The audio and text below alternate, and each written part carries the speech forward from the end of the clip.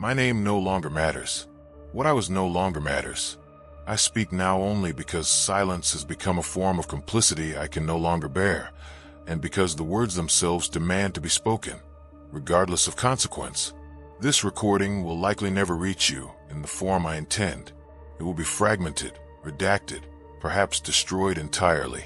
But I must trust that some fragment will survive, that some future servant of the Imperium will find these words and understand what I have come to understand, though I pray to the God Emperor. If prayers still hold meaning, that they never do. I served the Commissariat for 23 years.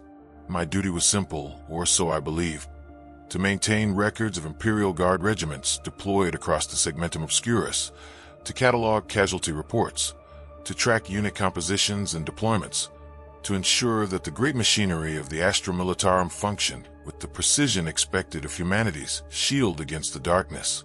I was never a soldier. I never set foot on a battlefield. I was a record keeper, an analyst, a functionary in the vast bureaucratic engine that sustains the Emperor's armies.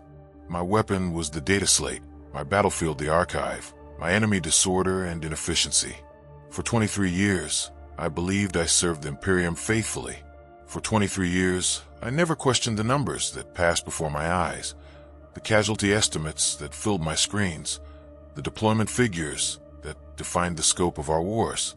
I processed mortality rates the way a tech priest processes power flow readings, as necessary data, devoid of sentiment, essential to the functioning of a greater system. When a regiment reported 92% casualties within the first month of deployment, I noted it with the same detached precision I applied to supply requisitions or ammunition expenditure. These were numbers. They were not people. They could not be people, because to see them as people would have been to cease functioning entirely. The Imperium spans 1 million worlds. The Astra Militarum fields billions upon billions of soldiers. These are not exaggerations. These are not rhetorical flourishes meant to inspire awe or devotion. These are operational realities that define the scope of our species' survival. Every day, somewhere in the Imperium, entire regiments are raised, blessed, equipped, and dispatched to war zones that will consume them utterly within weeks or months or, if they are fortunate, years. Every day, casualty reports arrive from 1,000 fronts, detailing losses that dwarf the populations of entire planetary nations. And every day, new regiments are raised to replace them, because the Imperium does not negotiate, does not surrender, does not acknowledge defeat. It endures. It persists. It continues. I believed in this system. I believed in its necessity. When I processed a report indicating that the Cadian 417th had been reduced from 4,000 soldiers to 312 during the defense of Hive Tertius on some nameless forge world, I felt no horror, only satisfaction that the data was complete and properly categorized. When I noted that the average life expectancy of a frontline guardsman on a high-intensity war zone was measured in hours rather than days, I did not question the morality of such deployments. I understood, as every loyal servant of the Imperium understands, that human life is the most abundant resource the Emperor possesses, and that its expenditure is not merely acceptable, but necessary for our continued survival. This is what I believed. This is what I was trained to believe.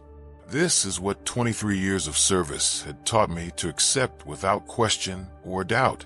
And then I was assigned to investigate an anomaly.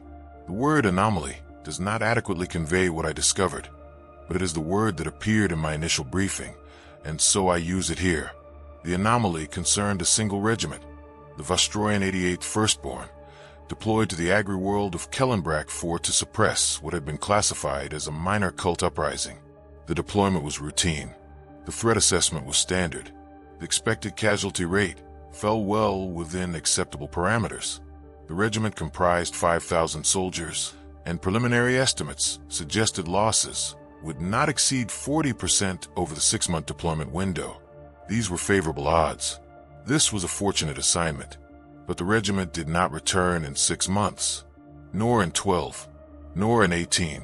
For 3 years, the Vostroyan 88th continued to submit regular reports indicating active combat operations, sustained casualties within projected ranges, and ongoing mission objectives.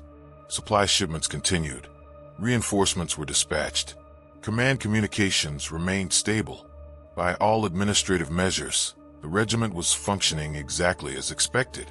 The war on Grimdark IV had simply proven more persistent than initial intelligence suggested, a common occurrence, requiring no special attention or concern, except for one detail that should not have existed. After 3 years of continuous combat operations, the WH40K reported a current active strength of 4,873 soldiers. They had suffered fewer than 300 casualties over 3 years of warfare. This was impossible. Not improbable. Not unusual. Impossible. I must explain why this impossibility matters, because it strikes at the fundamental architecture of how the Astra Militarum functions, how it has always functioned, how it must function to sustain the Imperium's wars across 1,000,000 worlds. The Astra Militarum does not preserve its soldiers. It cannot afford to. The scale of threats facing humanity is so vast, so unrelenting, that conservation of individual lives becomes a strategic liability. Soldiers are deployed to war zones not with the expectation of survival, but with the expectation of achieving objectives before death. This is not cruelty. This is mathematics. This is necessity encoded into doctrine, training, and tactical philosophy. A regiment that suffers minimal casualties over extended combat operations represents a fundamental breakdown in this system. It suggests either that the threat was catastrophically misassessed, in which case, why were supplies and reinforcements approved without investigation? Or that something else was occurring, something that fell outside the normal parameters of Imperial military operations.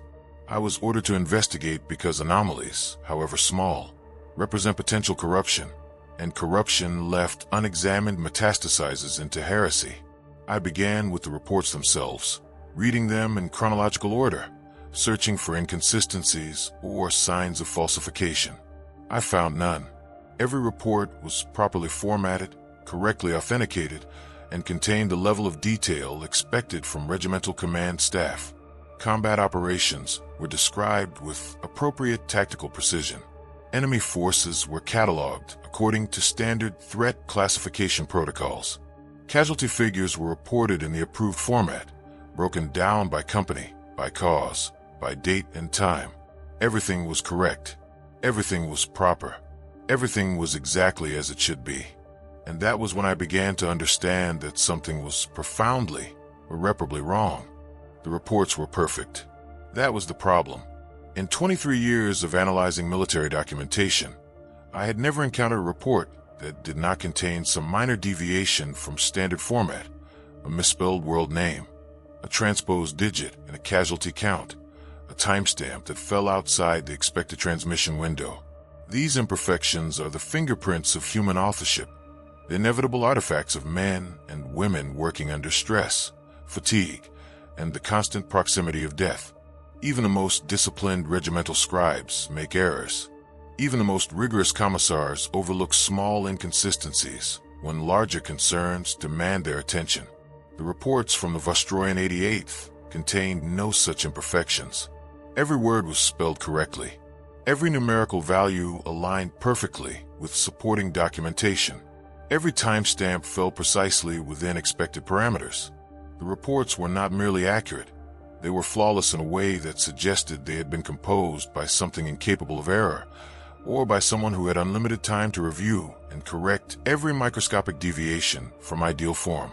I began to read more carefully, looking not for what was present but for what was absent. The first absence I noticed was variation in descriptive language. Military reports follow standardized terminology, but human authors inevitably introduce small variations in phrasing, personal idioms, preferred constructions. A Cadian officer might consistently use enemy eliminated, while a Catacan might prefer hostile neutralized. These variations are subtle, often unconscious, but they create a linguistic signature unique to each author. The reports from the WH40K contained no such signatures. The phrasing was consistent not merely across multiple reports, but across different supposed authors, company commanders who should have had distinct voices, different levels of education, different regional dialects influencing their written Imperial Gothic. The second absence was emotional content. This requires explanation, because military reports are not supposed to contain emotional content. They are supposed to be objective, factual, devoid of sentiment. But human beings are incapable of perfect objectivity, especially when writing about events in which their comrades died or nearly died. Small traces of emotion inevitably leak through. A word choice that suggests relief, a sentence structure that implies frustration, a level of detail that indicates the author found a particular incident memorable or significant. These traces are subtle, often undetectable to the casual reader, but they exist. They must exist, because human consciousness cannot witness death and destruction without response, even when that response is suppressed or denied. The reports from the Vostroyan 88th contained no such traces. They described combat operations in the same tone one might use to describe routine equipment maintenance. Enemy forces were engaged and neutralized. Positions were secured and fortified. Casualties occurred and were recorded. There was no sense that any of these events mattered to the authors, no indication that they had experienced them as anything more than abstract data points requiring documentation. I spent 6 days reading and rereading these reports, searching for some explanation that did not require me to conclude what I was increasingly certain must be true, that the reports were not written by the people whose names appeared in the authentication codes, that they were composed by someone or something else, for purposes I could not yet identify. On the 7th day, I requested access to the original personnel files for the Vostroyan 88th, the records compiled during their initial muster and training before deployment to Kellenbrak 4. I wanted to compare the psychological assessments and literacy evaluations completed during recruitment with the linguistic patterns present in their combat reports. I wanted to see if the men who had written these reports had always written this way, or if something had changed them after deployment. My request was denied. The denial came from an office I had never heard of, the Subsector Administrative Coordination Bureau, Division of Personnel Records Management, Office of Historical Integration. The designation meant nothing to me. I had worked in the Commissariat archives for over 2 decades, and I had never encountered a bureau with such a title, never received a denial from an authority I could not immediately place within the organizational hierarchy I knew. The denial was polite, bureaucratic, unremarkable in its phrasing. It informed me that the requested records were currently undergoing routine archival restructuring and could not be accessed for approximately 6 to 8 months. It suggested I submit my request again after the restructuring was complete. It thanked me for my understanding and patience. It did not explain why personnel files from a single regiment would require 6 to 8 months of restructuring, or why such restructuring would occur while the regiment was still actively deployed, or why I had not been informed of any such restructuring project, despite my role requiring constant access to personnel documentation. I did what any loyal servant of the Imperium would do when faced with administrative obstruction. I followed procedure. I submitted a priority override request to my immediate supervisor, Commissar Analyst Reckon, explaining the nature of my investigation and the necessity of accessing the restricted files. I cited Regulation 773 of the Commissariat Operations Manual, which grants priority access to any documentation relevant to investigations of potential doctrinal corruption or heretical activity. Vrecken approved my request within 3 hours. His authorization carried sufficient weight to override any routine administrative denial. I received confirmation that my priority access had been granted, and that the files would be delivered to my workspace within 1 standard day. They never arrived. Instead, 2 days later, I received a summons to report to an office I had never visited, located in a section of the administrative complex I had not known existed. The summons was polite, formal, completely proper in every respect. It requested my presence for routine consultation regarding ongoing archival projects. It did not mention the Vostroyan 88th. It did not mention my investigation. It did not mention anything specific at all, which is precisely what made it extraordinary. In the administratum, summons are always specific. They always cite regulation numbers, case references, administrative codes. Vague summons do not exist because vagueness invites confusion, and confusion breeds inefficiency. I went, of course. One does not refuse such summons, regardless of their irregularity. I informed Commissar Vrecken of the meeting, provided him with the office designation and expected duration, and departed. The office was located in sublevel 184, in a wing of the complex I had passed countless times, but never entered. The corridors were identical to every other section of the administratum: gray rockcrete walls, flickering lumen strips, air thick with recycled oxygen and machine oil. But they felt different in a way I cannot adequately describe. They felt empty, not in the sense of being unpopulated, but in the sense of being hollow, as if the space itself had been drained of significance or purpose. I found the office. The door was unmarked except for an alphanumeric code that matched my summons. I entered. The man sitting behind the desk was not a commissar, not an administrative official, not anyone whose authority I could immediately identify from uniform or insignia. He wore simple gray robes, unadorned except for a small brass pin on his collar, a pin I did not recognize, depicting what appeared to be an open eye surrounded by concentric circles. His age was impossible to determine. His face was unremarkable in the way that suggested extensive Juvenet treatments or genetic standardization. He did not introduce himself. He simply gestured to a chair and waited for me to sit. When I was seated, he placed a data slate on the desk between us and said, "You have been investigating the Vostroyan 88th Firstborn. Your investigation is now concluded. You will classify all findings as routine administrative variants and submit no further inquiries regarding this regiment or the world of Kellenbrak 4. You will delete all personal notes and analysis related to this matter. You will not discuss this investigation with any other personnel, including Commissar Vrecken. Is this understood?" I stared at him. I had been given orders countless times throughout my career, but never like this. No explanation, no context, no reference to regulation or authority. Just a direct command delivered with absolute certainty that it would be obeyed. I said, "I require clarification regarding the authority under which these orders are issued." He looked at me with an expression I can only describe as patient disappointment, the way a teacher might regard a student who has failed to grasp a simple concept despite repeated explanation. "You require nothing," he said quietly. "You will comply, or you will be transferred to duties more appropriate to your level of discretion. This is not a negotiation. This is not a discussion. This is an instruction delivered in recognition of your service record and your demonstrated loyalty to the Imperium. Accept it as the mercy it is." I should have agreed. I should have accepted the instruction, returned to my duties, and forgotten the Vostroyan 88th entirely. That would have been the rational response, the response consistent with 23 years of disciplined service. Instead, I asked, what happened to them? What happened to the soldiers on Kellenbrak 4? The man's expression did not change, but something shifted in his eyes. Not anger, not concern, but a kind of sad recognition, as if I had confirmed something he already suspected. "They served," he said, "as all guardsmen serve. As you serve, the details are irrelevant." "The details are my duty to record," I said. "Your duty," he replied, "is whatever we tell you it is."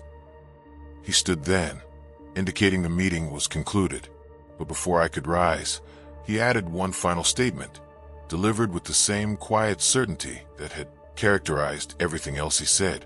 "The Vostroyan 88th completed their deployment objectives with exceptional efficiency. They suffered minimal casualties. They performed precisely as required. This is a desirable outcome. You should be pleased by this success, not disturbed by it. Go back to your duties, analyst. Process your reports. Maintain your records. And remember that the Imperium functions because people like you understand what questions should not be asked." I left. I returned to my workspace. I sat at my terminal and stared at the casualty reports from a dozen other regiments. Regiments suffering normal casualties, dying at normal rates. Leading the way, the Astra Militarum has always bled, and I began to understand that normal might be the most horrifying word in the Imperial lexicon. I did not delete my notes. I did not classify the investigation as routine administrative variance. I did not forget the Vostroyan 88th. What I did do was continue my assigned duties with perfect compliance, processing casualty reports and deployment records with the same efficiency I had always demonstrated. I gave my supervisors no reason to question my loyalty or my discretion. I attended briefings, submitted analyses, and maintained my workstation exactly as expected. To all external observation, I had obeyed the instruction given to me in that unmarked office. But in the hours between shifts, in the periods allocated for rest that I could no longer achieve, I began to search. Not openly, not through official channels. I had learned that lesson. Instead, I used the access privileges my position afforded me to examine records that were nominally unrelated to my investigation, but which might contain references, fragments, or patterns that could illuminate what I had been ordered to forget. I started with other regiments deployed to minor threat classifications, uprisings, cultist insurgencies, heretical movements too small to warrant significant Imperial attention, but large enough to require military suppression. I searched for anomalies similar to what I had found in the Vostroyan reports: unusually low casualty rates, perfect documentation, extended deployment periods without significant losses. I found 17 regiments across 4 subsectors that displayed similar patterns. 17 regiments drawn from different worlds, deployed to different theaters, facing different enemies, all reporting the same impossible efficiency. The Mordian 203rd, deployed to suppress gene-stealer infiltration on a mining colony, reported 94% survival rates over 18 months of close-quarters combat in confined tunnel systems, the exact environment where Astra Militarum casualties are typically catastrophic. The Talon 56th, engaged in counterinsurgency operations across a desert world's nomadic populations, reported losing fewer soldiers to combat than to routine equipment accidents over 2 years of deployment. The Elysian 12th drop troops, conducting airborne assault operations against fortified positions, maintained casualty rates lower than most regiments experience during training exercises. Each of these regiments submitted reports identical in their perfection to those of the Vostroyan 88th. Each had continued operating far beyond their expected deployment windows. Each had been flagged at some point by junior analysts like myself, and each investigation had been quietly closed with administrative justifications that explained nothing. I cross-referenced the deployment locations. 3 of the 17 worlds had been classified as successfully pacified and returned to productive Imperial function. The populations had been restored to proper compliance, the heretical elements eliminated, the planetary tithes resumed.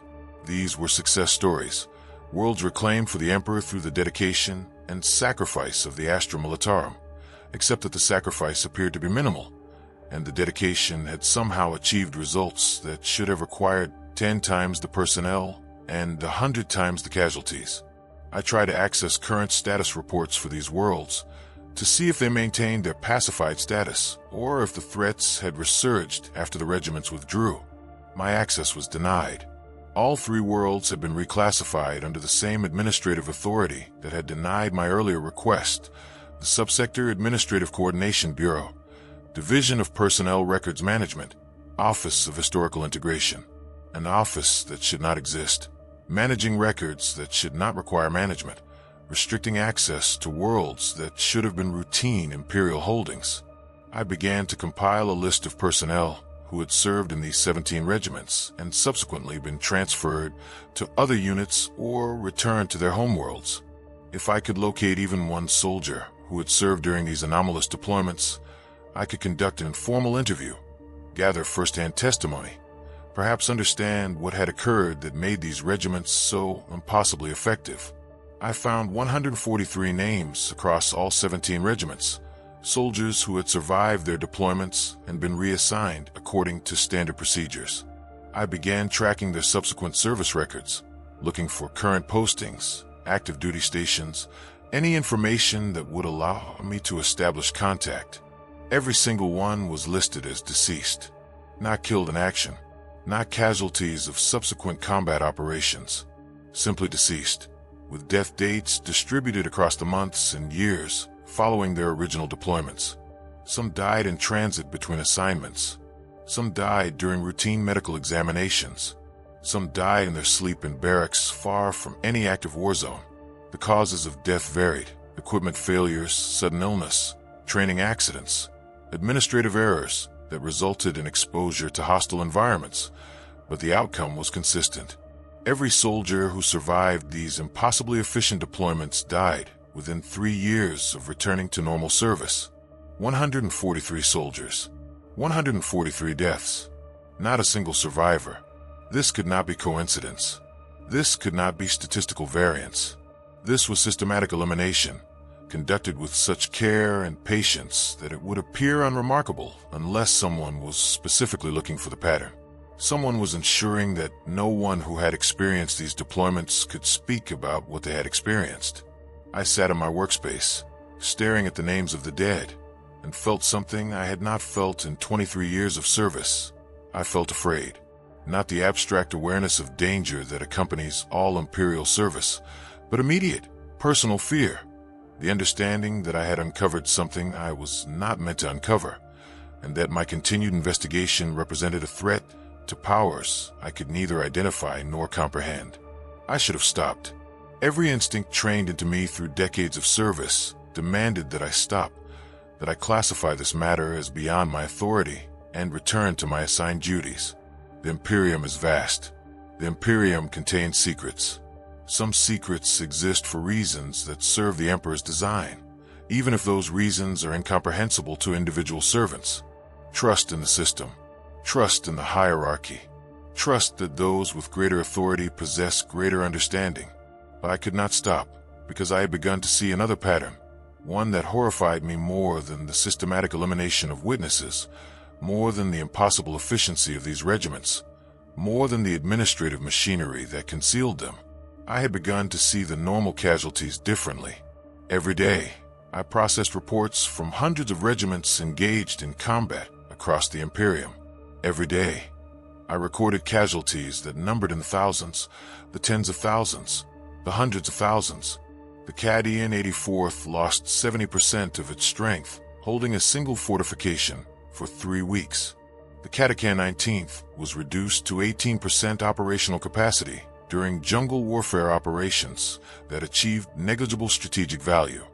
The Krieg 143rd was completely annihilated, every single soldier dead, in a frontal assault against fixed positions that command deemed necessary despite tactical assessments indicating the assault would fail. These were normal casualties. These were expected losses. These were the operational parameters within which the Astra Militarum functioned, had always functioned, would always function. But if 17 regiments could achieve their objectives with minimal casualties, if soldiers could be deployed to active war zones and survive in numbers that defied every tactical model we possessed, then what did that say about the casualties we accepted as normal? What did it say about the doctrine that treated human life as the most expendable resource in the Imperial arsenal? What did it say about a military system that planned operations around expected mortality rates rather than expected survival rates? It said that we had built our entire military philosophy around the assumption that our soldiers must die in vast numbers to achieve victory. It said that we had accepted this assumption so completely, so unquestioningly, that we had never considered whether it was actually necessary or simply convenient. It said that the Astra Militarum did not suffer high casualties because those casualties were inevitable, but because the system required them, expected them, perhaps even depended on them for reasons I was only beginning to glimpse. The 17 regiments had proved that survival was possible.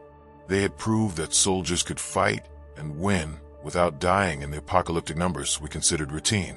They had proved that the Emperor's armies did not need to be fed into the grinding machinery of constant attrition to achieve strategic objectives. And they had all been hidden, their soldiers eliminated, their success classified and suppressed as if it represented not a triumph, but failure, not a vindication, but a threat. Why? The question consumed me. I stopped sleeping entirely. I stopped eating except when necessary to maintain the physical functioning required for my duties. I sat at my terminal during my rest periods and searched, always searched, looking for some document or record or fragment that would answer the question that had become the center of my existence. Why would the Imperium hide evidence that its soldiers could survive? Why would it suppress proof that the astronomical casualties we suffered might be unnecessary? Why would it eliminate anyone who had experienced an alternative to the brutal arithmetic of constant death that defined service in the Astra Militarum? I found the answer in a document I was never meant to see, filed in an archive I was never meant to access, written by an authority I was never meant to know existed. The document was old, at least 3 centuries, possibly older. The dating systems used in its metadata did not correspond to any current Imperial calendar standards. It was labeled simply Doctrinal Assessment 7 Gamma, Sustainability Requirements for Extended Compliance Operations. I almost dismissed it as irrelevant, another piece of ancient administrative theory with no bearing on my investigation. But something about the title caught my attention. Sustainability. The word appeared nowhere in current Astra Militarum doctrine. We did not speak of sustainability. We spoke of acceptable loss ratios, replacement rates, recruitment capacity. Sustainability implied conservation, planning for continued existence beyond immediate tactical necessity. It implied that survival mattered, that the long-term preservation of military forces was a strategic consideration rather than a tactical impossibility. I opened the document. It was 73 pages of dense analysis, written in the formal administrative dialect used by high-level administrative theorists when discussing system-level operational philosophy. Much of it was impenetrable to me, filled with references to strategic frameworks and political calculations, far above my level of clearance or comprehension. But certain passages stood out, certain arguments that I could understand despite the obscure language in which they were couched. The document argued that military forces, which suffer minimal casualties, become strategically problematic over extended deployment periods. It argued that soldiers who survive learn, adapt, develop tactical expertise and operational independence that makes them increasingly difficult to control through standard command hierarchies. It argued that veteran units begin to question orders, to propose alternative strategies, to resist deployments they consider wasteful or unnecessary. It argued that armies that do not suffer regular casualties do not remain armies. They transform into something else, something that possesses its own institutional memory, its own collective judgment, its own capacity to evaluate the legitimacy of the commands they receive. The document argued, in language carefully sanitized of moral implication, that high casualty rates serve a function beyond tactical necessity. They prevent institutional memory. They prevent the development of independent judgment. They ensure that military forces remain dependent on external command rather than developing their own operational autonomy. They guarantee that soldiers never gain sufficient experience to recognize when they are being deployed wastefully, when their deaths serve no strategic purpose, when the orders they follow represent not tactical necessity, but administrative convenience or political calculation. The document argued that the Astra Militarum's catastrophic casualty rates are not a tragic necessity imposed by the scale of threats facing humanity. They are a design feature, carefully maintained across millennia, ensuring that the Emperor's armies remain instruments of Imperial will rather than becoming independent powers capable of questioning that will. The soldiers die because if they did not die, they would eventually understand what I was beginning to understand, that the system values their death more than their survival, because their death sustains the system while their survival threatens it. I read the document 17 times. Each reading revealed new layers of implication, new dimensions of calculated cruelty disguised as operational necessity. The language was bloodless, clinical, stripped of any acknowledgement that it was discussing human lives, human suffering, human deaths numbered not in thousands, but in billions across the span of Imperial history. It discussed soldiers the way one might discuss ammunition expenditure or fuel consumption, as resources to be managed, allocated, and depleted according to strategic requirements that transcended any individual consideration. But beneath the clinical language, I could perceive the shape of a horror so vast, so fundamental to the structure of Imperial military power, that acknowledging it threatened the conceptual foundations upon which my entire understanding of service rested. The document did not merely describe high casualty rates as strategically beneficial. It outlined specific mechanisms by which those rates were maintained, encouraged, and at times deliberately engineered. Tactical doctrine emphasized frontal assaults over siege warfare, not because frontal assaults were more effective, but because they consumed soldiers faster. Training regimens prepared guardsmen for immediate deployment rather than extended survival, specifically to minimize the development of experience that might breed independence. Equipment quality was calibrated to ensure acceptable functionality without the durability that would enable long-term survival in hostile environments.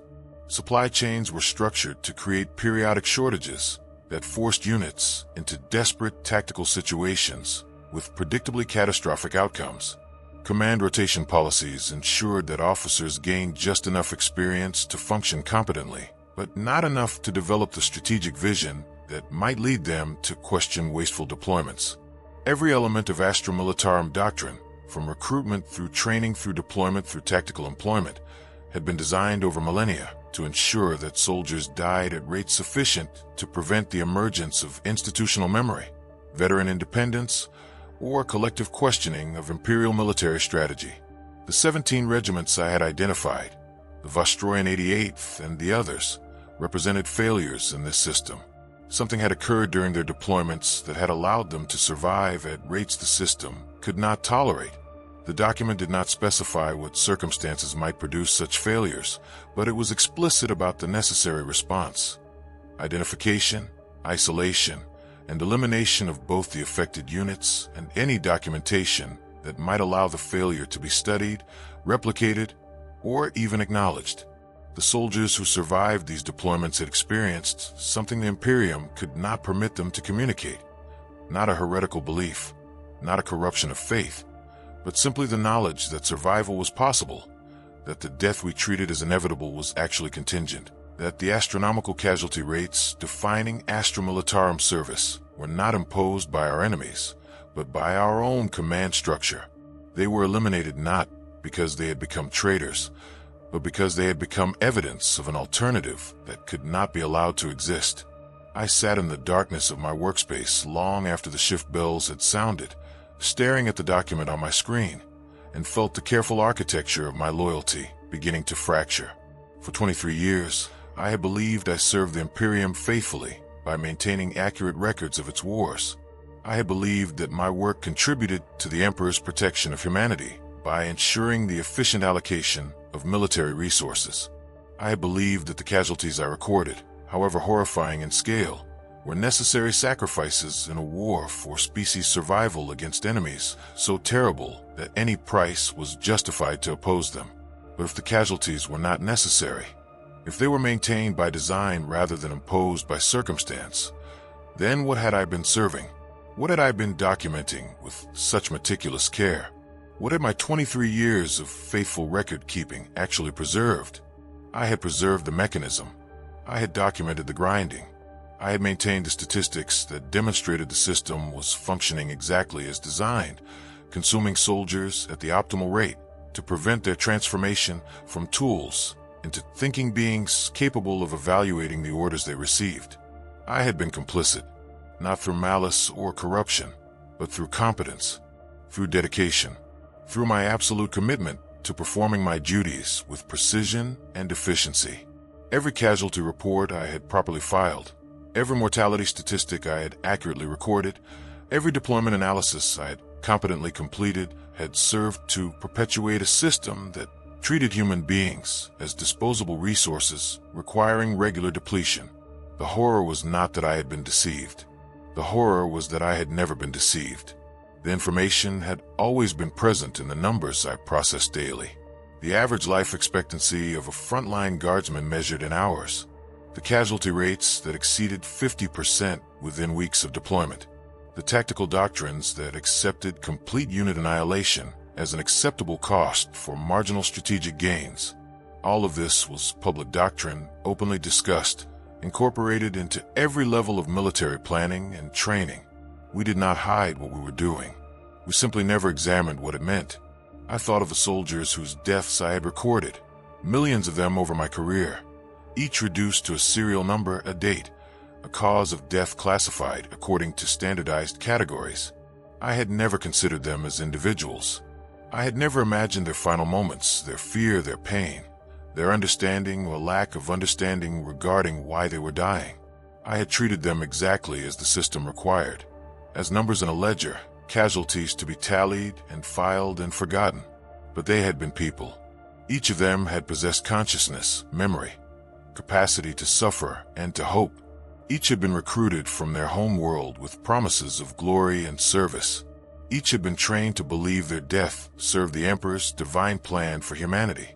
Each had died without understanding that their death served not strategic necessity, but administrative convenience, that they were killed not by the Imperium's enemies, but by a military doctrine designed to ensure they never survived long enough to recognize themselves as anything more than ammunition. I wonder how many of them, in their final moments, had understood. How many had died believing they served the Emperor, and how many had died knowing they served only the machinery that consumed them. I wondered what the Vostroyan 88th had experienced on Kellenbrak, for that had allowed them to survive. What circumstances had disrupted the normal operation of the system? What had they learned during those 3 years of impossible survival? And I wondered what it had felt like to be one of the 143 soldiers who survived their deployments, who returned to normal service, who perhaps began to recognize that something about their experience did not match the standard patterns of Astra Militarum operations, and who then, over the following months and years, were systematically eliminated to ensure their knowledge died with them. Had they understood what was happening? Had they recognized that they were being killed not for heresy, but for survival? Had they tried to speak about what they had experienced, only to find that no one would listen, that their warnings were dismissed as trauma or confusion, or the unreliable testimony of soldiers whose minds had been damaged by extended combat exposure? Or had they died without understanding, accepting their deaths as random misfortune, never recognizing that they were being murdered by the same Imperium they had served with such dedication? I needed to know. The need had become physical, a pressure in my chest that made breathing difficult, a weight that pressed against my thoughts during every waking moment. I could not simply record this information and hide it away as I had been ordered. I could not return to processing casualty reports as if nothing had changed, as if I had not glimpsed the mechanism beneath the doctrine, the design beneath the necessity. But I also understood that I could not share this information through normal channels. The man in the gray robes had made that clear. The systematic elimination of the 143 survivors made that clear. The existence of administrative authorities I had never heard of, restricting access to records that should have been routine, made that clear. I was under observation. Perhaps I had been under observation since the moment I requested access to the Vostroyan personnel files. Perhaps my compliance with the instruction to cease investigation had been tested and found questionable. Perhaps every search I had conducted, every record I had accessed, every pattern I had identified had been logged and analyzed by whatever authority managed these suppressions. I needed to be more careful.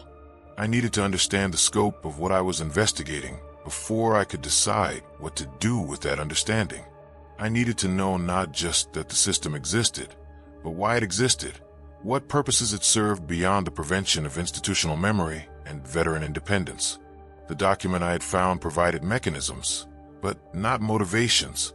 It described how high casualty rates served Imperial interests, but it did not explain why those interests required such vast expenditure of human life.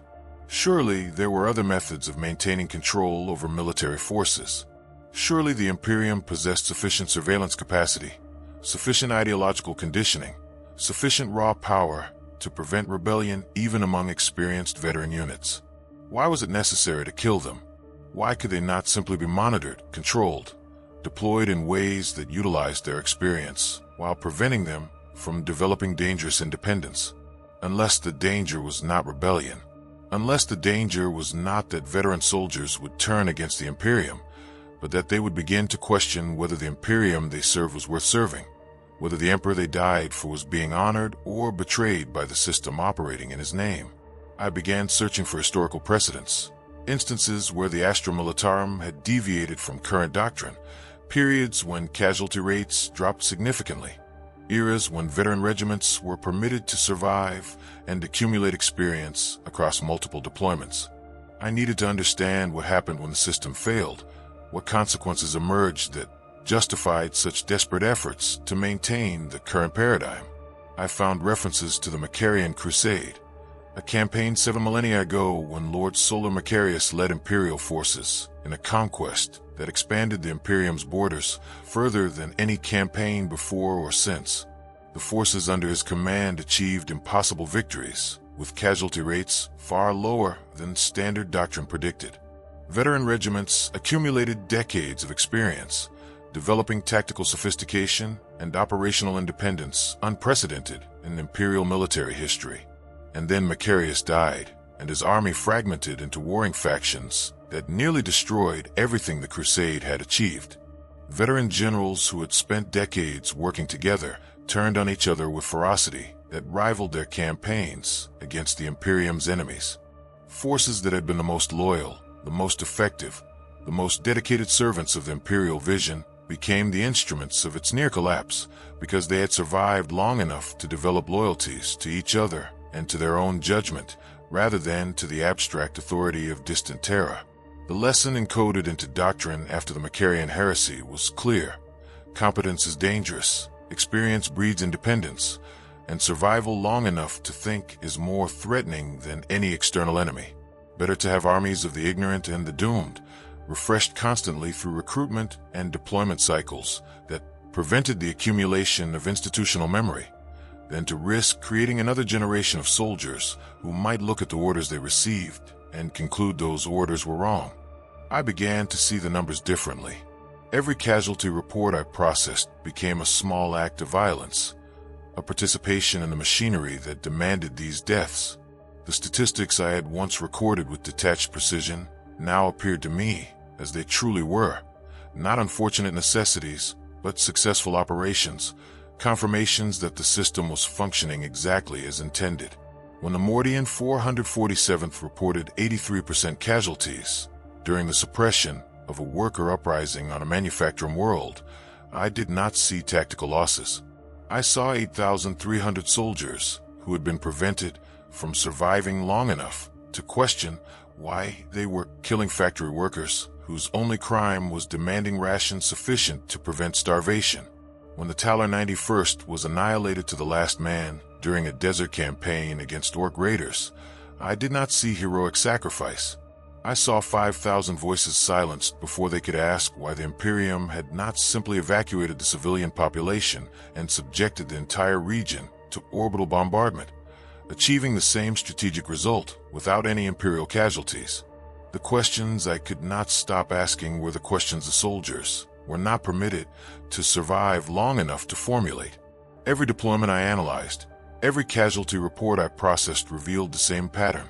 Soldiers died not when death was necessary, but when survival would have been inconvenient, when victory without catastrophic losses would have demonstrated that the catastrophic losses suffered elsewhere were choices rather than inevitabilities. I started maintaining a second set of records, hidden in isolated data repositories accessible only through authentication protocols I had established years ago for archival redundancy. These records tracked not what the official documentation stated, but what that documentation implied. I documented deployments where tactical alternatives existed but were not employed. I identified campaigns where air support was withheld, where armor was not committed, where artillery remained silent, not because these assets were unavailable, but because their employment would have reduced casualties below the acceptable range. I found a campaign on the hive world of Drashimelair where 3 regiments were deployed to clear entrenched cultist positions in the Underhive. The regiments suffered 94% casualties over 6 months of brutal close-quarters combat. But orbital surveillance records indicated that the cultist forces had been supplied through 3 primary access tunnels, all of which could have been collapsed through controlled demolitions that would have isolated the enemy and forced their surrender within weeks. The demolitions were authorized but never executed. The tunnels remained open, allowing the cultists to maintain supply lines and defensive positions, extending the campaign and multiplying Imperial casualties by a factor of at least 10. When I examined the command chain, I found that the officer who had initially proposed the tunnel demolitions had been removed from command 3 weeks into the campaign and reassigned to a penal legion for tactical inflexibility and failure to demonstrate proper commitment to offensive operations. His replacement, a newly promoted colonel with no combat experience, had continued the frontal assault doctrine that consumed the regiments soldier by soldier, hallway by hallway, until the cultists were finally eliminated through sheer attrition. The campaign was classified as a tactical success. The colonel received commendations for his dedication and aggressive tactical leadership. The 3 regiments were rebuilt with fresh recruits and deployed to new theaters, where they would suffer similar casualties. No one questioned why 10,000 soldiers had died when demolishing 3 tunnels would have achieved the same objective, with perhaps a dozen casualties during the demolition operations themselves. No one examined why the officer who proposed the efficient solution had been removed, while the officer who pursued the wasteful solution had been rewarded. No one acknowledged that the campaign had been structured not to achieve victory, but to ensure that victory required maximum casualties, maximum suffering, maximum consumption of the human resources the Imperium possessed in such overwhelming abundance. I found dozens of similar examples. Hundreds. The pattern was universal once I knew to look for it. In every theater, across every sector, throughout every year of records I could access, I found evidence that Imperial military doctrine was designed not to win efficiently, but to win expensively, to ensure that every victory required payment in blood sufficient to prevent the soldiers from surviving long enough to recognize themselves as anything more than currency. And I found evidence that soldiers had recognized this pattern throughout history, that resistance to the system was not anomalous but constant, and that such resistance was systematically suppressed not through ideological conditioning but through violence. I discovered references to the Renegade 4 mutiny, an incident 700 years ago where an entire regiment refused deployment orders they deemed suicidal. The official records classified it as chaos corruption, claiming the regiment had been infiltrated by heretical elements that turned them against the Emperor's service. But in archived testimony from the commissars who suppressed the mutiny, I found a different story. The soldiers had not rejected the Emperor. They had not embraced chaos. They had simply refused to conduct a frontal assault against fortified positions, without armor support, without artillery preparation, without any tactical element that might allow them to survive the engagement. They had looked at their orders and concluded those orders were designed to kill them rather than to achieve victory. They had been correct, and for that correctness, for that moment of recognition, they had been executed. Every single soldier, 5,000 men and women, shot by their own commissars for the crime of valuing their survival over their commanded sacrifice. The incident was commemorated in Commissariat training as an example of how heretical corruption can disguise itself as rational tactical assessment, how the insidious influence of the ruinous powers begins not with obvious corruption, but with subtle questioning of legitimate authority. Commissar cadets were taught to recognize excessive tactical caution and inappropriate concern for casualties as warning signs of potential heresy requiring immediate suppression. We were trained to kill soldiers who wanted to survive. We called it maintaining morale and discipline. We called it preserving the fighting spirit of the Astra Militarum. We called it protecting the Imperium from the corrupting influence of fear and doubt. But it was simply murder. Murder of soldiers who had committed no crime except recognizing that they were being killed unnecessarily, that their deaths served no purpose beyond perpetuating a system that required their deaths to function. I thought about Commissar Vrecken, my immediate supervisor, a man I had worked alongside for 11 years. I thought about the executions he must have carried out, the soldiers he must have shot for infractions as minor as questioning orders or expressing reluctance about suicidal deployments. I had always understood these executions as necessary discipline, harsh but essential to maintaining unit cohesion in the face of horrors that would break any soldier not held to the strictest standards. But now I understood that the executions were not maintaining discipline. They were maintaining ignorance. They were eliminating soldiers who survived long enough, who fought enough battles, who accumulated enough experience to begin recognizing the patterns I was documenting. Every soldier shot for cowardice, for defeatism, for lack of fighting spirit was likely a soldier who had simply begun to understand what service in the Astra Militarum actually meant. I wondered how many soldiers understood before they died. How many faced the Commissar's bolt pistol knowing exactly why they were being executed, recognizing that their real crime was not cowardice, but comprehension. How many died trying to explain to their comrades what they had realized, hoping that someone would survive to carry that understanding forward? And how many commissars understood what they were doing? Did they recognize that they were not guardians of imperial loyalty, but enforcers of institutional ignorance? Or had they, like me, been trained so thoroughly in the necessity of their role that they never questioned whether that necessity was genuine or constructed? I could not ask Reckon. I could not ask anyone.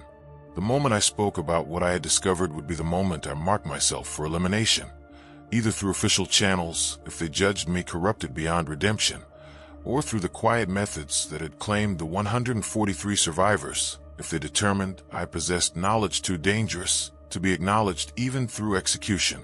I was alone with this understanding, trapped between the loyalty that had defined my entire adult life and the recognition that such loyalty served not the Emperor or the Imperium, but a system that had long ago diverged from any purpose beyond its own perpetuation. I tried to find comfort in the arguments the system itself provided. The Imperium faces threats of unimaginable scale and horror. Chaos corruption can infiltrate through the smallest gap in discipline and doctrine. The alien menaces surrounding humanity seek nothing less than our complete extinction. In such circumstances, can we afford the luxury of valuing individual survival over collective security? Can we permit soldiers to question orders when every moment of hesitation might allow enemies to exploit our weakness? Can we tolerate the development of independent judgment in military forces when that judgment might lead them to refuse necessary sacrifices? These arguments were compelling. They were the arguments I had believed for 23 years. The justifications that had allowed me to process millions of deaths without moral crisis. They were arguments built on genuine truths about the hostile universe in which humanity struggled to survive. But they were also arguments that conveniently justified exactly the system that benefited from their acceptance. They were arguments that transformed every alternative into a threat, every question into potential heresy, every desire for survival into dangerous weakness. They were arguments that made the current arrangement appear not as one possible approach to humanity's defense, but as the only possible approach, the sole method compatible with continued existence.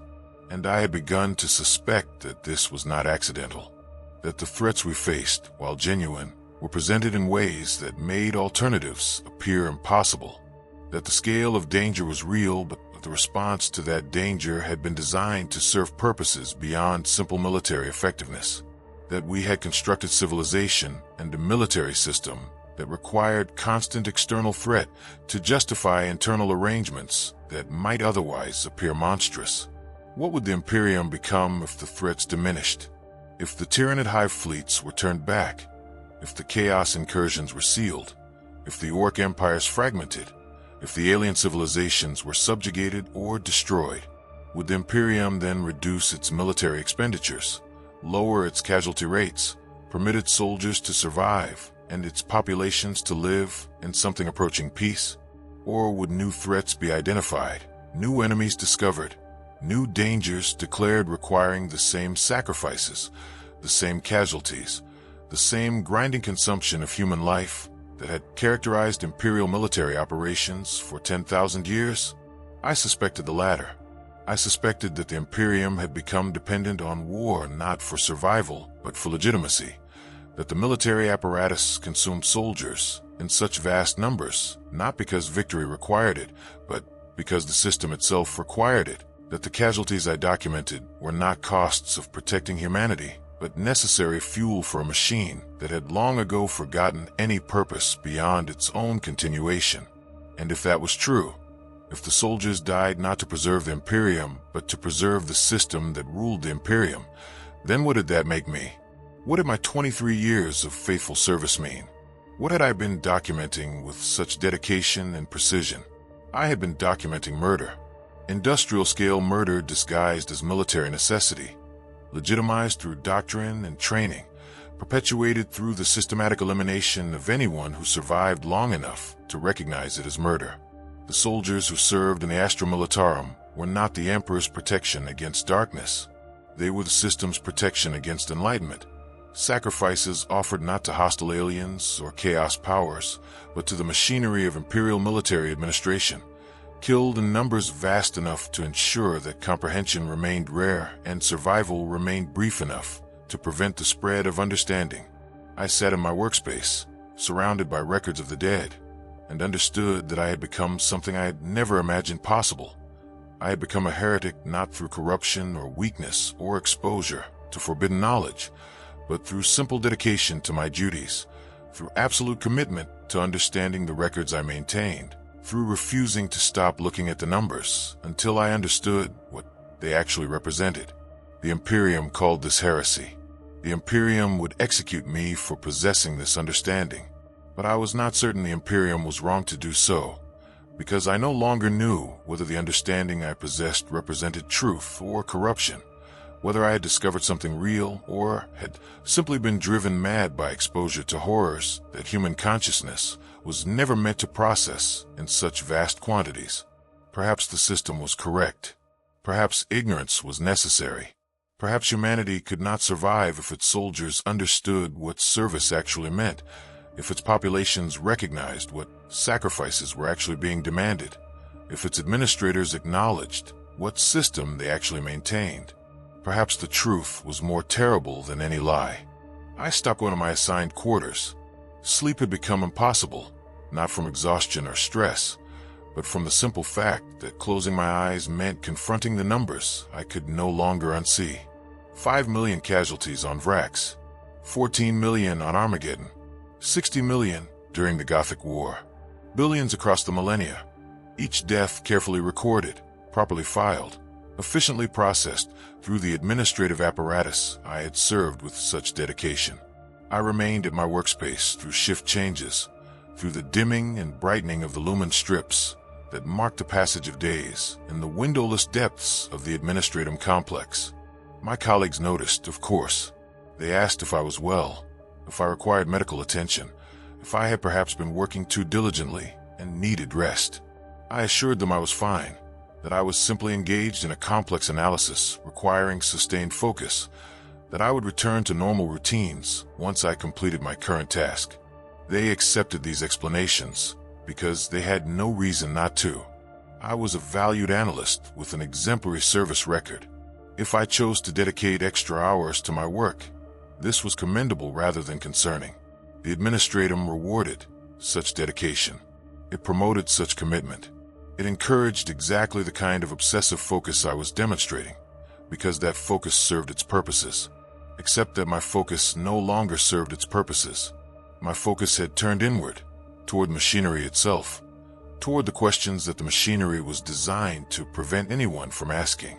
I began accessing records I had no authorization to access, not through sophisticated data infiltration or technical expertise I did not possess, but through simple exploitation of the administratum's own bureaucratic complexity. The system was so vast, so layered with redundant authorities and overlapping jurisdictions, that it was often unclear who actually had authorization to access what. Junior administrators routinely accessed restricted files by simply claiming their duties required such access, and the verification systems were so overwhelmed that most requests were automatically approved if they followed proper formatting protocols. I submitted hundreds of access requests across dozens of different administrative nodes, each request claiming authority from different offices, citing different regulations, justifying access through different operational necessities. Most were denied, but enough were approved that I began assembling a more complete picture of what the 17 regiments had experienced, what had allowed them to survive when survival should have been impossible. The key document I discovered was not a military report or tactical analysis.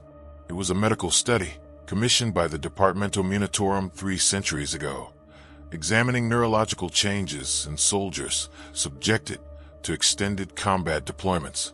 The study had been conducted on a regiment, the Scintillin 14th, that had survived for 4 years in a war zone against chaos cultists, maintaining operational strength above 70% throughout the deployment. The medical officers conducting the study had been trying to understand how the regiment maintained such unusual cohesion and effectiveness. They performed extensive neurological scans, psychological evaluations, chemical analysis of brain tissue samples from casualties. What they discovered was classified immediately, and the study was terminated. All research materials seized. The medical officers reassigned to different sectors where they could not communicate with each other. But the preliminary findings remained in the archives, buried under administrative codes that suggested the study had simply been abandoned due to budget constraints rather than suppressed for discovering something the Imperium could not acknowledge. The soldiers who survived extended combat were experiencing measurable neurological changes. Their brains were adapting to the constant stress, the perpetual proximity to death, the repeated exposure to horrors that should have broken human sanity. They were developing enhanced pattern recognition, improved threat assessment, heightened situational awareness. They were becoming more efficient killers, yes, but they were also becoming more efficient thinkers, more capable of evaluating complex situations and formulating independent responses. They were evolving, not in any biological sense, but in cognitive terms. They were adapting to survive, and that adaptation was making them more difficult to control through standard conditioning and discipline. The medical study had identified this as a significant operational concern, not because the soldiers were becoming less loyal or more likely to rebel, but because they were becoming capable of recognizing tactical inefficiency, strategic wastefulness, unnecessary casualties. They were developing the capacity to look at their orders and conclude those orders were wrong. Not wrong in any heretical or treasonous sense, but wrong in the simple tactical sense that better alternatives existed. The study recommended immediate termination of the regiment and implementation of measures to prevent similar neurological adaptation in other units.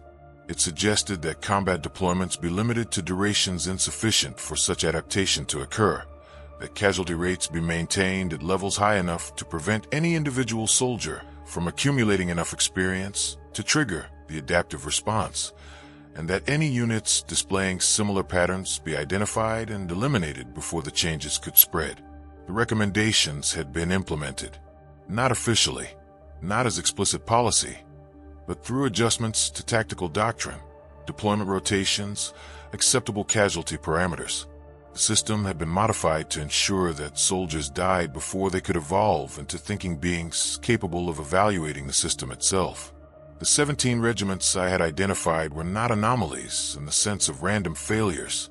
They were test cases, experiments conducted by some faction within the Administratum or the Departmentum Munitorum to see what would happen if soldiers were allowed to survive, if the mechanisms preventing neurological adaptation were deliberately suspended, if regiments were permitted to accumulate the experience and cohesion that standard doctrine was designed to prevent. And what had happened was that they became extraordinarily effective. They achieved their objectives with minimal casualties. They developed tactical innovations that standard doctrine did not accommodate. They began operating with a level of independence and initiative that far exceeded what conventional Astra Militarum units displayed. They proved that the high casualty rates we treated as inevitable were actually choices, that soldiers could be effective without dying in vast numbers, that the grinding consumption of human life that defined Imperial military operations was not imposed by our enemies, but by our own command structure. And so they were suppressed, not because they failed, but because they succeeded in ways the system could not tolerate. They demonstrated that alternatives existed, and the existence of alternatives threatened the justifications that legitimized the current arrangement. I found testimony from one of the medical officers who had conducted the original study, recorded decades later as part of a confessional deposition before his death. He described his growing horror as he realized what his research implied, what purposes it would serve, what recommendations would be drawn from his findings.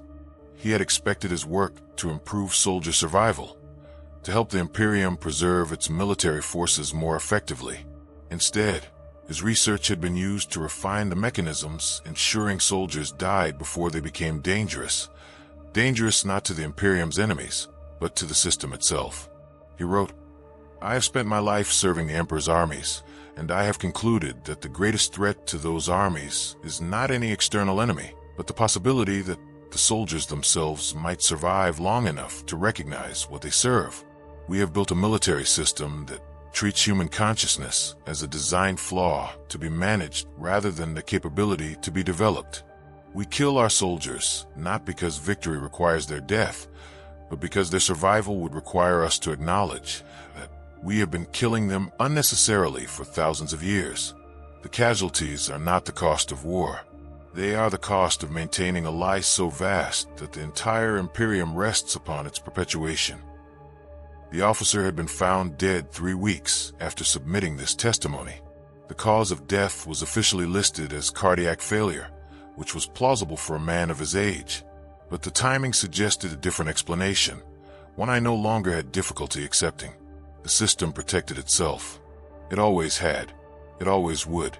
Anyone who understood what I understood would either be brought into the machinery and made complicit in its perpetuation, or they would be eliminated with efficiency that appeared natural, accidental, entirely disconnected from their knowledge or understanding. I should have been terrified. I should have recognized that every moment I continued this investigation brought me closer to joining the 143 survivors in death. But I felt something beyond terror, something that transcended personal fear. I felt obligation. The soldiers whose deaths I had recorded for 23 years deserved to be understood, not honored, not memorialized, not glorified, but simply understood. They deserved for someone to recognize that they had not died in service of the Emperor's protection, but in service of a system that required their death to prevent their understanding. They deserved for the truth of their sacrifice to be articulated, even if that articulation could never be shared, even if it would die with me in whatever quiet elimination awaited. I began composing this record, not as an official report. I had no authority to submit what I had discovered through any official channel, and any attempt to do so would simply trigger my immediate suppression. I composed it as a personal testimony, a confession of what I had come to understand through faithful service and dedicated analysis. I composed it knowing it would likely never be heard, that it would be discovered and destroyed by the same authorities that had suppressed everything else I had found. But I composed it anyway, because the alternative was silence, and silence had become a form of complicity I could no longer bear. I structured this record as a forbidden archive, classified a level suggesting it contained information too dangerous for general distribution, but necessary for some hypothetical future analyst who might need to understand what I had understood.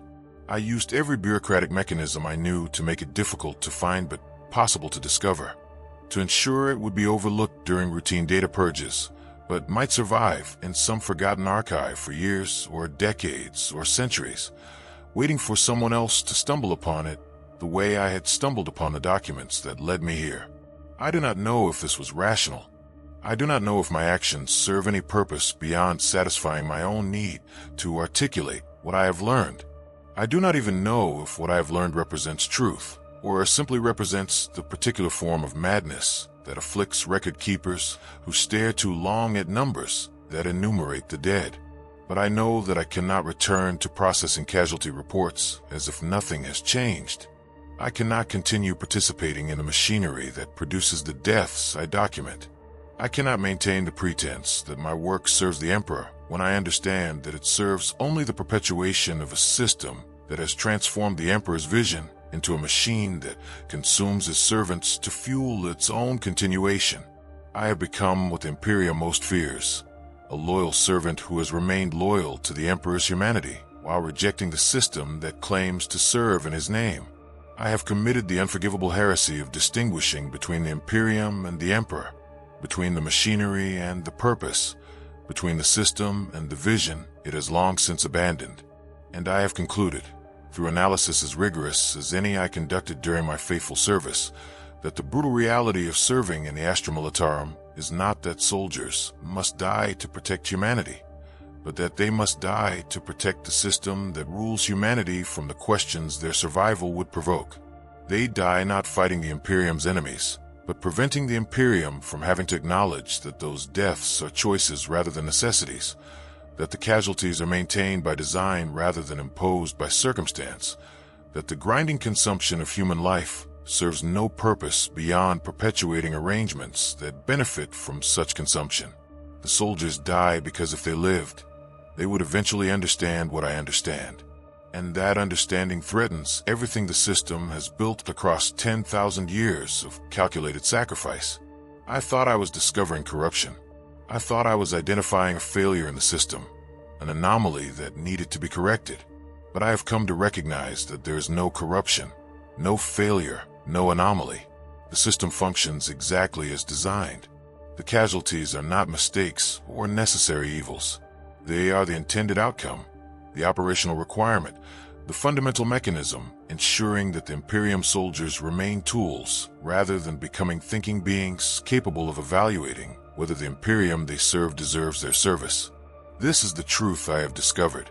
This is the understanding I cannot escape. This is the knowledge that has transformed me from a faithful analyst into something the system cannot tolerate. And I do not know whether this transformation represents my corruption or my awakening. 3 days ago, I received a second summons. The same office, the same unmarked door, the same man in gray robes with the brass pin I still do not recognize. I knew what the summons meant. I knew that my continued investigation had been observed, that my access requests had been logged, that my deviation from assigned duties had been noted and evaluated. I knew that I was being called to account for my disobedience, for my refusal to forget what I had been ordered to forget. I went, of course. There was nowhere else to go. The administratum complex is vast, but it is not infinite. There is no escape from a system that spans 1,000,000 worlds, that maintains records of every servant, that tracks every movement through corridors monitored by surveillance systems installed millennia ago and maintained with religious devotion. I could not flee. I could not hide. I could only face what I had always known awaited those who understood too much. The man was sitting exactly as he had been during our first meeting, as if he had not moved in the weeks since I had last seen him, as if he existed solely to deliver instructions to analysts who had strayed beyond their assigned parameters. He gestured to the same chair. I sat. "You did not comply with the instruction provided during our previous meeting," he said. His voice carried no anger, no disappointment, nothing but the same patient certainty that had characterized his earlier commands. "You continued investigating matters beyond your authorization. You accessed restricted documentation. You formulated conclusions that exceed your clearance level and your need to know." I said nothing. There was nothing to say. He was correct in every particular. "You have become a problem," he continued.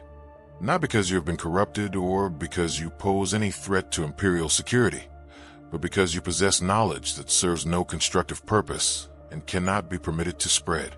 You understand things that most servants of the Imperium will never understand, not because they lack the intelligence or dedication to reach such understanding, but because reaching such understanding transforms servants into liabilities."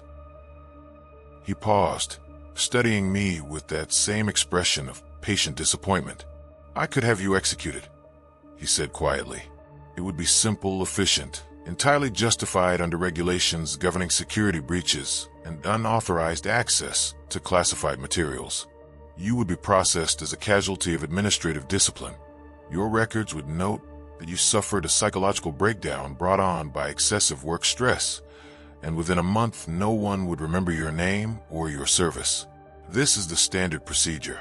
This is what should happen." He reached across the desk and placed a data slate between us. "But I am offering you an alternative. You have demonstrated analytical capabilities far beyond the standard expected of your position. You have shown dedication to understanding the systems you document, even when that understanding leads to uncomfortable conclusions. These qualities, while dangerous in your current role, could be valuable in a different context." I looked at the data slate, but did not touch it. "There are positions within the administratum that require exactly the kind of understanding you have developed," he continued. Positions that exist specifically to manage the knowledge you now possess, to ensure such knowledge is preserved where necessary and suppressed where appropriate, to maintain the delicate balance between truth and functionality that allows the Imperium to continue operating despite contradictions that would paralyze it if generally acknowledged. "You want me to join you," I said, "to become part of the machinery that suppresses what I have discovered?" "I want you to recognize that suppression serves a purpose," he replied. "The truth you have discovered is accurate. The casualties are maintained by design. The system does prevent soldiers from surviving long enough to develop independent judgment. Everything you have concluded is factually correct, but correctness is not the only consideration. The question is not whether the truth is true, but whether the truth is useful." He leaned forward slightly, and for the first time I saw something other than patient certainty in his expression, something that might have been sympathy, or might have been a memory of sympathy experienced long ago and since abandoned. "You think you have discovered evidence of corruption," he said. "You think the system has diverged from the Emperor's vision, that we have betrayed the purpose we were meant to serve. But consider an alternative interpretation, that the Emperor understood exactly what would be necessary to preserve humanity across millennia of unrelenting threat, that he designed a system capable of sustaining itself through any catastrophe precisely because it does not depend on the survival of any individual or the preservation of any particular generation. The casualties are not a failure of the system. They are the system. They are the mechanism through which the Imperium endures when any other arrangement would have collapsed centuries ago." "That is a justification," I said, "not an explanation." "All explanations are justifications," he replied, "and all justifications are explanations. The only question is whether you can accept that the horror you have documented might serve a purpose beyond perpetuating itself, that the deaths you have recorded might be necessary not in the immediate tactical sense, but in the long-term strategic sense of maintaining a civilization capable of resisting threats that would extinguish any system built on gentler principles." He pushed the data slate closer to me. "Accept this position. Join us in managing what cannot be publicly acknowledged. Use your understanding to help maintain the balance between truth and necessity, or refuse and accept the consequences that refusal entails. The choice is yours, analyst, but understand that it is the only choice you will be offered." I looked at the data slate for a long time. I thought about the 17 regiments, about the 143 soldiers eliminated to prevent their knowledge from spreading, about the medical officer who had died 3 weeks after submitting his testimony. I thought about the millions of casualties I had processed over 23 years of faithful service, about the soldiers who had died without understanding why their deaths were necessary, about the ones who had understood and been executed for their understanding. And I thought about the question that had consumed me since I began this investigation, whether the system represented corruption or necessity, whether the casualties served strategic purposes or only served themselves, whether the Imperium I had served was worth the price it demanded from those who served it. I realized that I would never know the answer to that question. The man sitting across from me did not know. The authorities who had designed and maintained the system did not know. Perhaps the Emperor had known 10,000 years ago when he established the foundations upon which the Imperium was built. Or perhaps he had never known, had simply created a system capable of surviving and left it to evolve according to principles he could not anticipate or control. The truth was that there was no truth, only choices made under conditions of such complexity and uncertainty that any decision could be justified and any justification could be questioned. The system demanded vast casualties, and those casualties could be interpreted as necessary sacrifices or unnecessary waste, depending on which framework one applied, which assumptions one accepted, which timescale one considered. I could accept the position. I could join the machinery that managed these contradictions, that preserved dangerous knowledge while preventing its spread, that maintained a balance between what was true and what was useful. I would become complicit in the system, but I would also gain the capacity to influence it, to perhaps guide it toward less catastrophic arrangements, to work from within to reduce casualties while maintaining the structure that supposedly required them. Or I could refuse. I could reject the offer and accept whatever elimination awaited. I would die with my understanding intact, with my recognition that the system was monstrous regardless of whether that monstrosity was necessary. I would join the soldiers whose deaths I had documented, becoming another casualty of a machinery that consumed those who questioned it. Both choices were forms of surrender. Both represented accommodations with evil, whether that evil was necessary or unnecessary, whether it served the Emperor's purposes or only served itself. There was no option that did not require me to accept complicity in deaths I now recognized as potentially avoidable. No alternative that would allow me to remain loyal to the Emperor while rejecting the Imperium that claimed to serve him. I reached for the data slate, and then I stopped. "I have a question," I said. The man waited. "The 17 regiments," I said.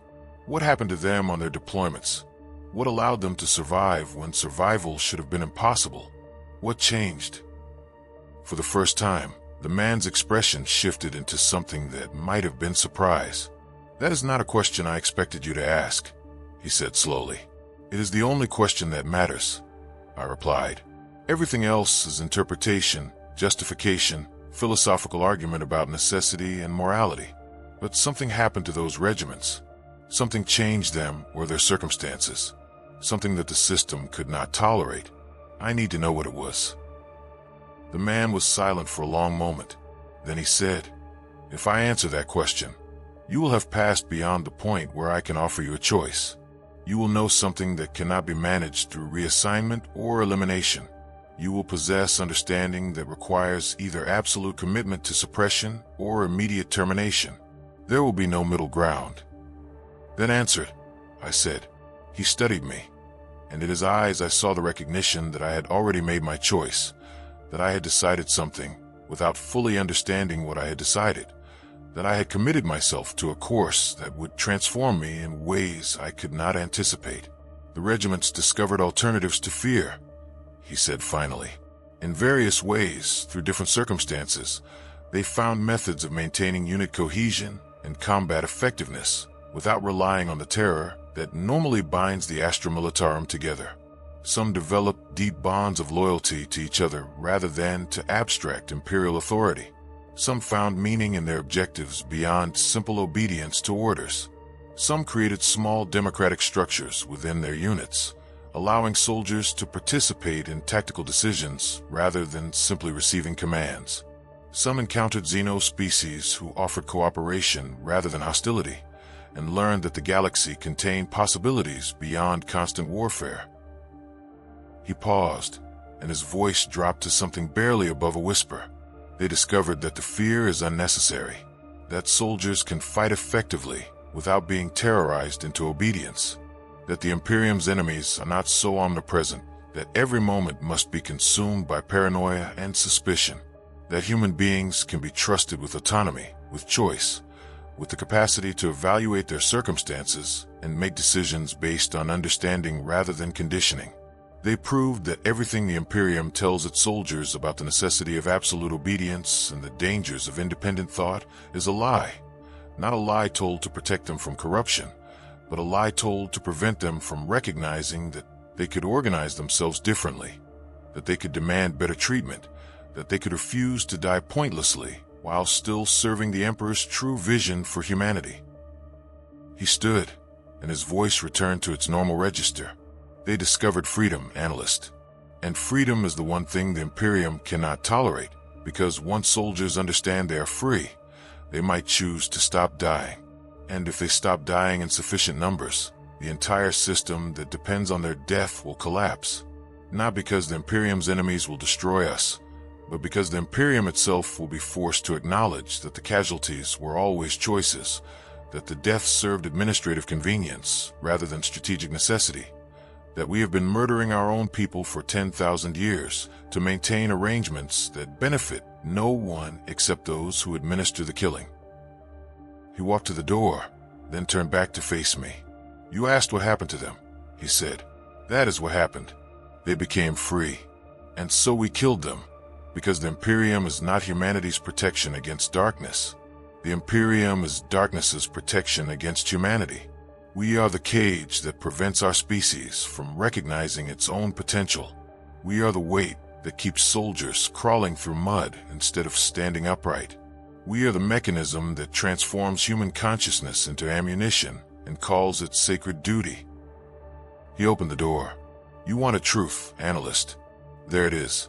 The brutal reality of serving in the Astra Militarum is not that soldiers die protecting humanity, but that they die protecting a system that claims such protection is necessary specifically to prevent humanity from discovering that it is not. Every casualty you have documented over 23 years of faithful service has been a murder disguised as a necessity, a sacrifice offered to maintain a lie so vast that acknowledging it would require us to confront what we have become. He gestured toward the corridor beyond. You may leave now. You will not be reassigned. You will not be eliminated. You will simply return to your duties and process your reports, and you will carry this understanding with you every day for the rest of your life. You will document the deaths, knowing they are murders. You will maintain the records, knowing they catalog atrocities. You will serve the system, knowing it serves nothing but its own perpetuation. And you will never speak of this conversation, because speaking would change nothing except to mark you for elimination along with everyone you told. This is your punishment, analyst.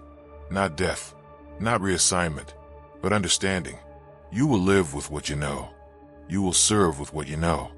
And you will discover whether that understanding represents corruption or awakening, whether you have been enlightened or destroyed, whether truth is liberation or simply another form of cage. I stood. I walked past him into the corridor. I returned to my workspace. I sat at my terminal and opened the casualty reports awaiting my processing. The Valhallan 18th, 4,300 casualties during Arctic warfare operations. The Savler Chemdogs, 2,800 casualties during toxic zone clearance. The Praetorian 4th, 9,000 casualties during urban assault operations. I processed them with the same efficiency I had always demonstrated. I recorded the deaths with proper formatting and complete documentation. I maintained the records that preserve the machinery's memory of its own function. And I understood. I understood that I had become exactly what the system required. A servant who knew the truth but continued serving anyway, who recognized the horror but participated in its perpetuation, who had been offered the choice between complicity and martyrdom and had discovered that both choices were the same choice, that there was no escape from a system so vast that even understanding it changes nothing. I do not know if this recording will survive. I do not know if you, whoever you are, will hear these words or if they will be suppressed along with everything else I have discovered. I do not know if my understanding is accurate or if I have simply been driven mad by exposure to deaths numbered and scales human consciousness was never designed to process. But I know that the question I thought I was investigating, why the Vostroyan 88 survived when survival should have been impossible, was not the real question. The real question is why we treat survival as impossible, why we have built a civilization and a military system that requires its servants to die in vast numbers, why we call this necessity when it might simply be choice. And I know that I will never answer that question, because answering it would require becoming something the Imperium cannot permit me to become, a human being capable of refusing to participate in my own species' systematic self-destruction in the name of its protection. The brutal reality of serving in the Astra Militarum is that service means dying, and dying means never surviving long enough to ask whether your death was necessary or simply convenient, whether you died protecting humanity or protecting the machinery that rules humanity, whether you serve the Emperor or serve those who have spent 10,000 years transforming his vision into a mechanism that consumes his children to fuel its own perpetuation. I have asked these questions. I have found answers I cannot act upon. I have discovered truths I cannot share. I have become the thing the system most requires and most fears, a loyal servant who understands exactly what loyalty costs and continues paying anyway, not because I believe the cost is justified, but because I have finally understood that in the Imperium of man, there is no difference between loyalty and complicity, between service and surrender, between faith and the recognition that faith no longer matters, because the machinery operates independently of what anyone believes about it. This is my confession. This is my testimony. This is my record of what I discovered when I followed the numbers to their logical conclusion and found that the conclusion was not corruption or necessity or strategic wisdom, but simply choice. The choice to treat human consciousness as ammunition, human life as currency, human suffering as the price that must be paid not for survival, but for maintaining systems that benefit from the payment. I do not ask you to act on this information. I do not ask you to believe it or reject it. I ask only that you remember, if these words reach you, that someone understood and could not escape their understanding, that somewhere in the vast machinery of Imperial administration existed an analyst who processed millions of deaths and finally recognized those deaths for what they were. And I ask that you consider, when you process your own reports and document your own casualties and maintain your own records, whose purposes does your service actually serve? Do your soldiers die to protect humanity? Or do they die to prevent humanity from recognizing it no longer requires protection from anything except its own defenders? I have served the Astra Militarum for 23 years. I have documented the brutal reality of that service with precision and efficiency. And I have discovered that the most brutal reality is not that soldiers die, but that they die believing their death serves the Emperor when it serves only the perpetuation of machinery that has forgotten any purpose beyond continuing to operate. This is the truth. This is the horror. This is the understanding that cannot be shared, cannot be escaped, cannot be resolved. This is what it means to serve.